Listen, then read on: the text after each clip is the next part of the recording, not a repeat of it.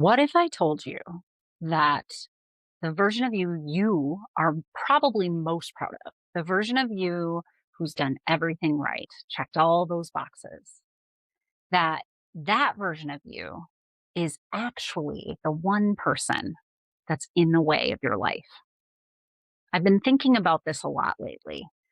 I've been thinking about this because I myself have died on the altar of doing everything right, keeping everything together, all the balls in the air, and thinking that my performance, that my doing everything right, my checking all the boxes and pleasing all the people and doing the things that I've been told I should do, that was going to give me security. That was going to give me that sense of safety and accomplishment in my life.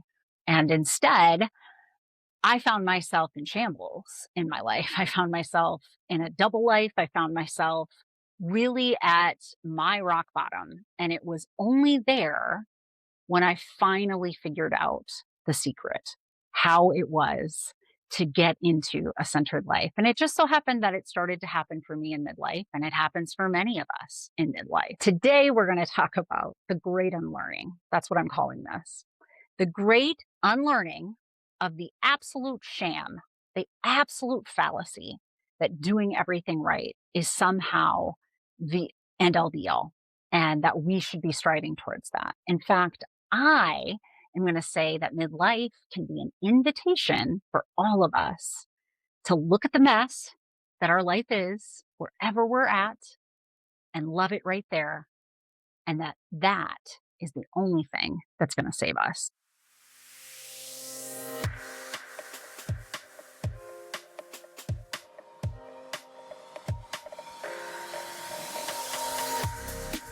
Welcome. You're listening to The Centered Midlife, a podcast that teaches women in midlife to unapologetically stop silencing their dreams and start designing the lives they want to live in. I'm your host, Dr. Natalie, and as a clinical psychologist of the last 2 decades and a twice divorced single mother myself, I not only know how hard it can feel heading into midlife, I am living it right here with you. I have taken all the many failed attempts and lessons learned in my own life and combine it with my extensive clinical experience to give you the tools you need to make midlife the best time in your life. No joke. So let's get started.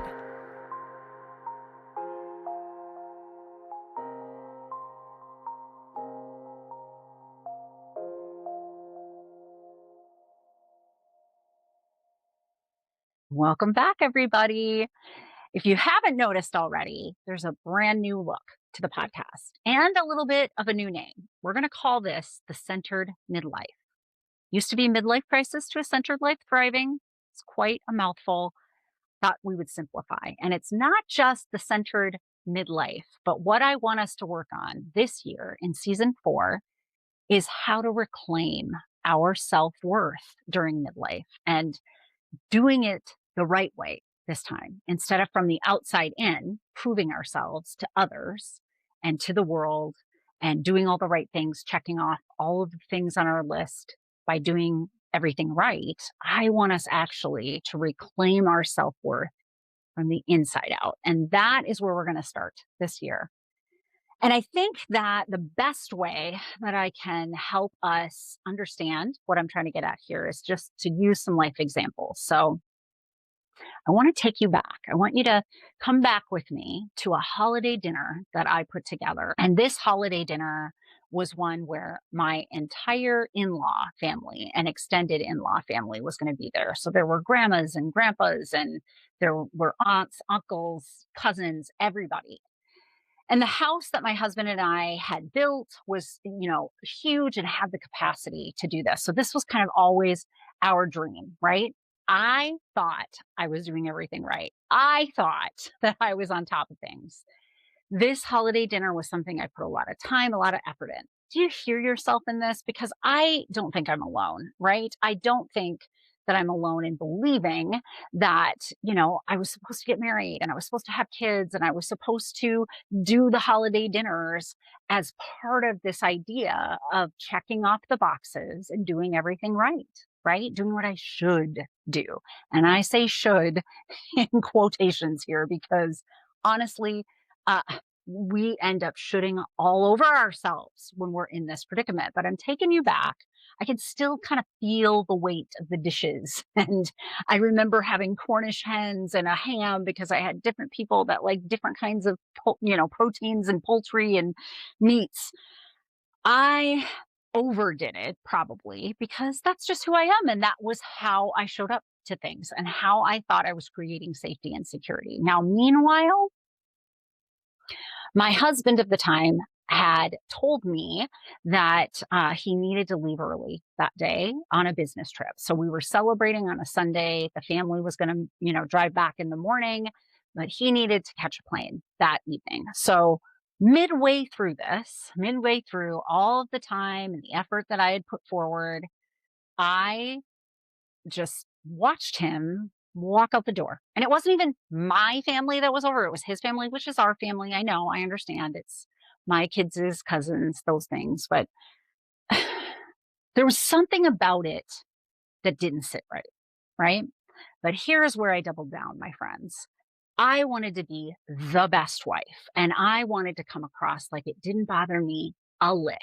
And even when my mother in law asked me about it, and even when my sister in law asked about it, and even when my father in law asked about it, all at different times, by the way, I said to each and every one of them, I'm totally fine.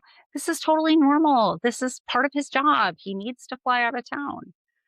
Now, I will learn not very much long after that holiday dinner that actually where my ex was going was to a double life that he was creating somewhere else. And I had no idea. But I think that isn't really the point of the story so much as what it is that you're seeing in this moment in my life, in this little snapshot that I truly believe while I'm dying on the altar of doing everything right, that I'm going to create safety and security in my life. I really believe that in that moment. And I think it's the efforts that I'm putting forth that are doing that. And I think, hey, I got this. Like I'm on top of it. And yet, not very long after, things started to crumble. And in the shambles that I was crushed into after that, that was where I finally figured out this secret of how to reclaim my self worth from the inside out. So you hear this story and you're like, yeah, been there, done that, got divorced, or, figured out that I was hustling for my worth. And what do you want me to do with this, doc? Like, what do we do now? Right. Well, I bring this is only one story I'm going to share today, but I bring this story because I think that it exemplifies so well, at least in my lived experience, where that fallacy really started to crack. I mean, it didn't crack until a little bit after this holiday dinner, but I knew it in that moment, right? Like it felt wrong in my stomach that that person was walking out the door. It felt like, I'm doing it all the things. I'm doing all the things right. Like why is this happening? Why does this not feel good to me that this person is walking out the door? Because honestly, that was evidence of how unsafe and unsecure the relationship was for both of us, right? Like this is not a pointing fingers thing. Like we were both part of what created the disillusionment of that. But I think that it exemplifies so well how this fallacy kind of plays out in our lives. And not only that, but how it is a recipe for exhaustion and burnout and it just basically not liking your life anymore, right? Because what would happen is I would do a big thing like that and then, man, it just fell flat. Like I didn't feel fulfilled. I didn't actually feel safe and secure. And I would keep doubling down, right? So like in that moment, I'm doing all this stuff. I'm demonstrating what a good wife and mother I am and sister-in-law and all the things. I don't like it that you're leaving my house, husband, but you know what? I'm going to double down and I'll be a good wife and I'll pretend that it doesn't bother me at all. And I won't let anybody else see that. as if that was what was going to create, some kind of safety for me, some kind of security for me. But I truly believed it. Like I was blinded. I really believed this was it. I had put all my chips in, man. I had put all my chips in. So on, the back end of this, when I start to learn that there is a double life, that it's not a work thing, it's something else completely. I realized for myself there was something wrong in that recipe, right? There was something wrong.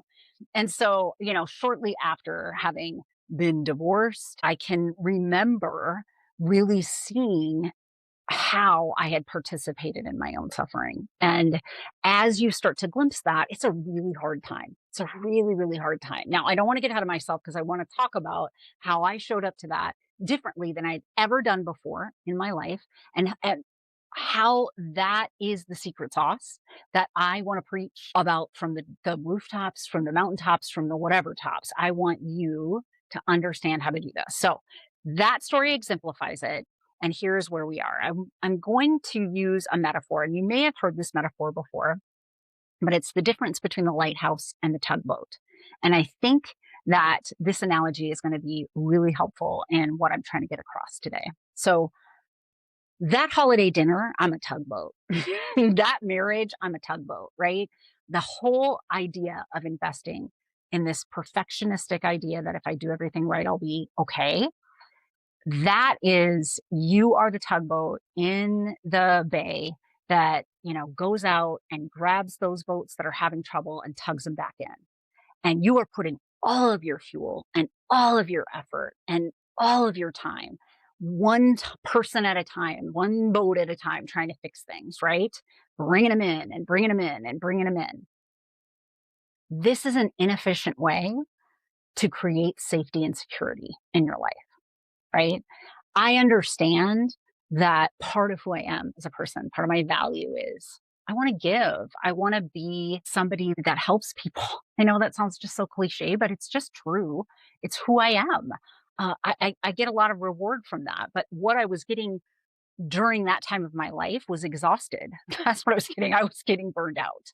I was not getting any return on this idea, but I fully believed it was just because I wasn't doing it well enough. I wasn't doing it hard enough. And I would keep doubling down and I would keep at it until there was nothing else to do, right? Like until the floor fell out from underneath me. And to be honest, I don't know. I could still be in that. I could be still hustling that way today had it not happened that way. Now, I don't think that everybody needs to have some great big awful thing happen to them in order to learn this lesson, which is why I'm putting it out on the podcast and why I want you to hear this. But the tugboat analogy is powerful. It doesn't work. All it does is puts forth an effort that is insurmountable, non-sustainable, and you are going to buckle at some point underneath that if you don't figure out another way. So the lighthouse, on the other hand, is a very interesting in juxtaposition with the tugboat. It's very interesting how you could take the value of wanting to be helpful and love people and show, what you have, shine what you have. But that lighthouse stays in one spot and it helps lots of boats in the bay, but only if they want to use the light, not if they don't. Right? It's not chasing after them. It's not going to grab them and pull them back in. It's going to solidly and consistently show its light over and over. And if you want it, you come and get it. And if you don't want it, that's on you. That is where I wanted to get to, right? Now, I'm going to tell you another story that is really, it's tough on me, but I think it also exemplifies when the bottom really fell out, when I really finally kind of held space for how I had participated so much in my own suffering. So there's like this holiday dinner, which exemplifies when I was in it and not realizing it, until I found out later. Of course, I got divorced. Of course, I was living on my own, single mom again. Many of you know from earlier podcasts that that was also a time where my son moved out of my house and in with his dad. And so for all of his 4 years of high school, he lived with his dad. He didn't live with me. And that was a gut punch, like beyond all measure. That was the first glimpse of what was happening, but it was so painful and I was so broken at that time. I wasn't able to really see it for what it was. But the the story that exemplifies the most when I really settled in and realized there is not a payoff to doing everything right. In fact, the payoff is that you may have sacrificed the very things that you love the most. Like I sacrificed having my son, like I sacrificed having a life that was safe and secure and he would have wanted to be a part of with me.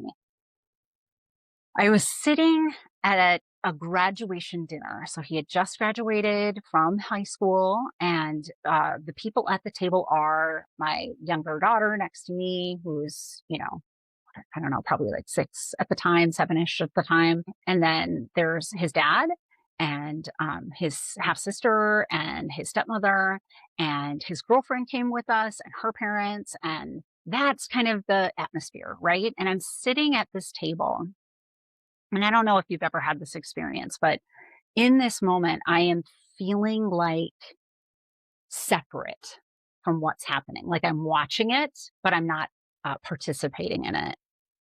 And I had this overwhelming sense of just sadness, honestly. Now, a lot of you might say, well, this is because you're going to start empty nesting and those kinds of things. But that wasn't what that's the realization that I was having in that moment had less to do with that piece, which I had had to work through honestly over the 4 years that he wasn't living in my house, because I had already kind of, you know, distanced myself from having him in my life every day. That moment, I was so sad because I'm looking at all these people enjoying him and seeing him, have this accomplishment, seeing both of them because his girlfriend was there. And it was clear to me they were all participants in that with him, all participants in that with him. And I recognized in that moment, I've spent all my life doing the right thing. And the right thing got me exhausted, burned out, divorced, rejected.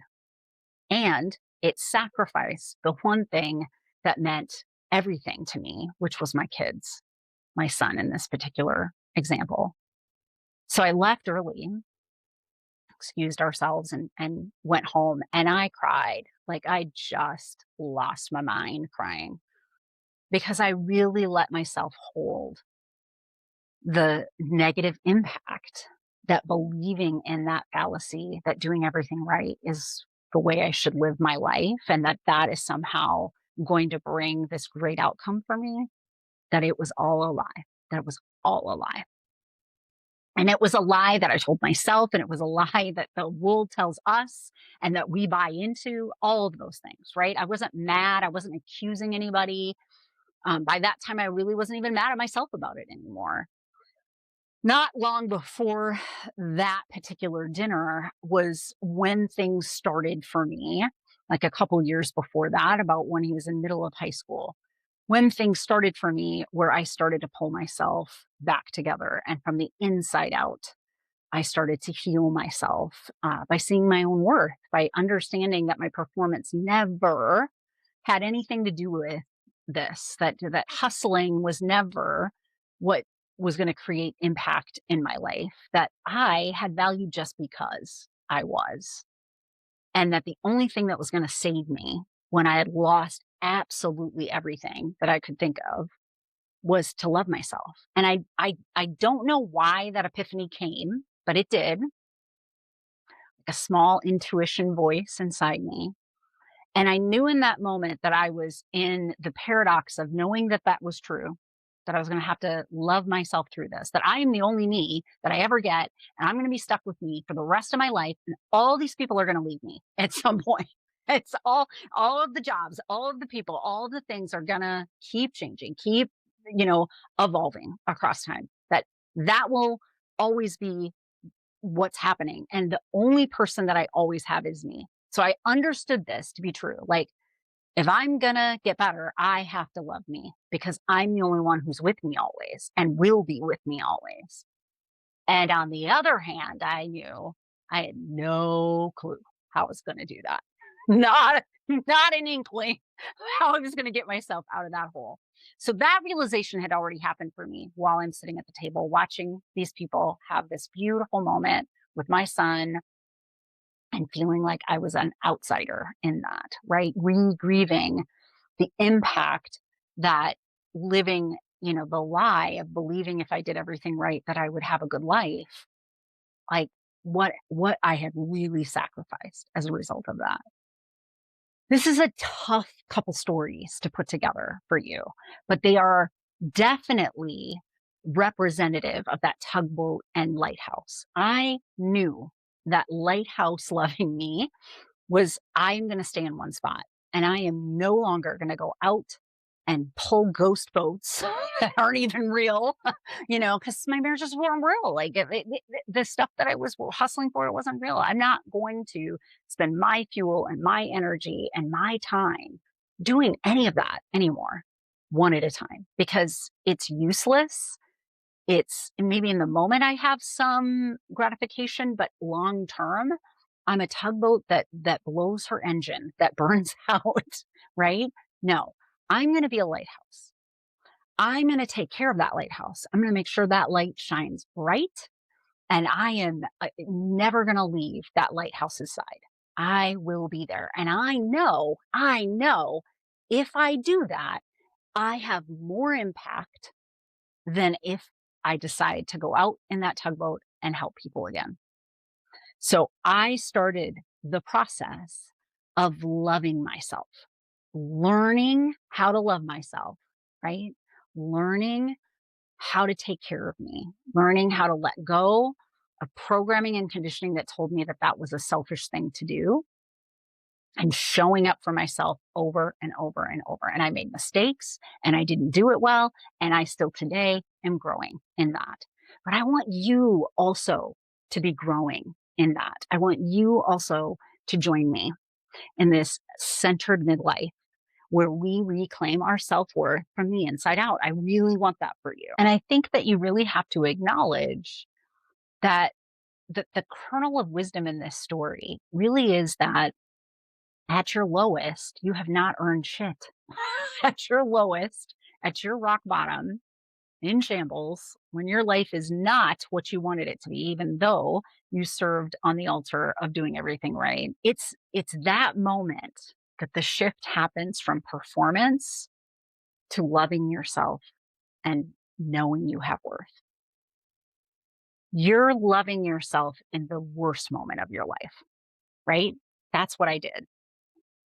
If midlife is a struggle for you right now, if you are just done with the growing pains of it all, not to mention that your whole physical body is just seems to be your enemy at this moment. If this is an opportunity for you to show up to this mess of midlife and say, I love you more now than ever.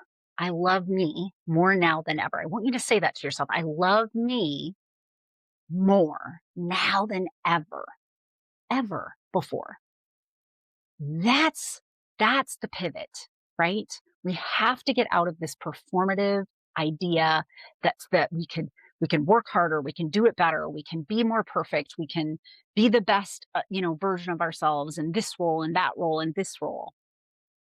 That we are deserving of our own love no matter what, even when we're at our worst. And when you show up for yourself at your worst, the power of that pivot is huge. And I think midlife is an invitation for this. I do. I think a lot of us are real uncomfortable right now for all sorts of reasons. But in your midlife, whatever that is, I want you just to meet her right there and love her. I want you to just start there. It's that kernel. We're going to talk all season long about different ways for you to show up for yourself. I'm going to give you some insights on my journey, how I've done that, what I've researched, what the science says, what I've helped other clients, coaching and clinical to do.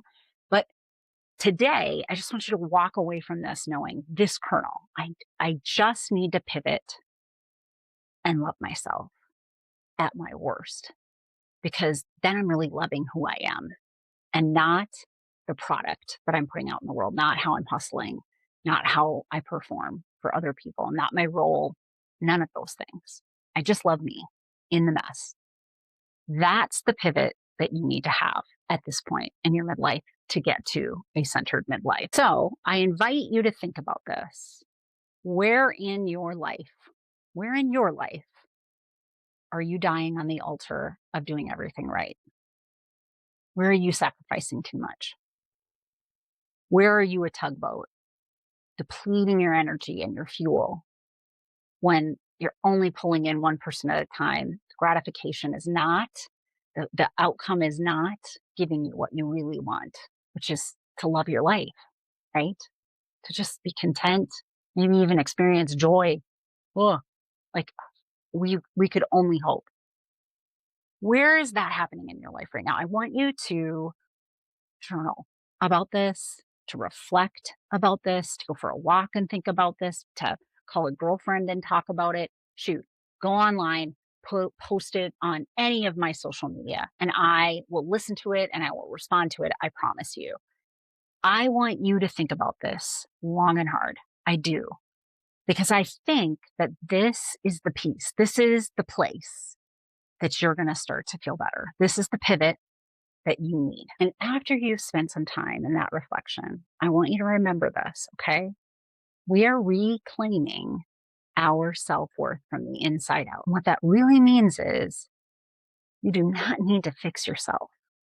You just need to find yourself and love her right here.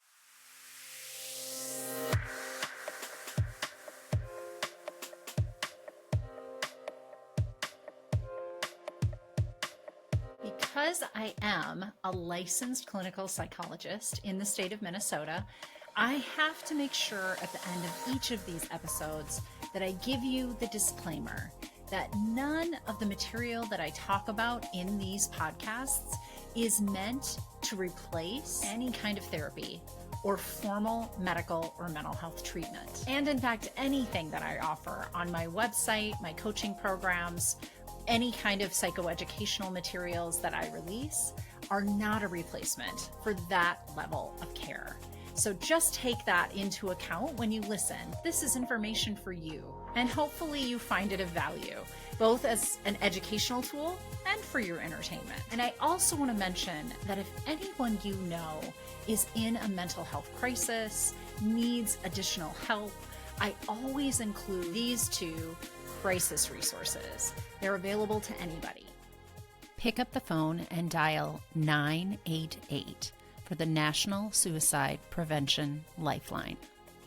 And you can always visit their website at suicidepreventionlifeline.org. Additionally, there's actually a crisis text line. So if you're not somebody that likes to pick up the phone, text HOME, home, to 741-741 to the crisis text line. And you can find them online at crisistextline.org. Thank you for listening to my podcast, and I hope that you like and follow me wherever you get your podcasts, and maybe consider leaving me a review. It always helps me to keep this podcast relevant when I know what you want to hear about.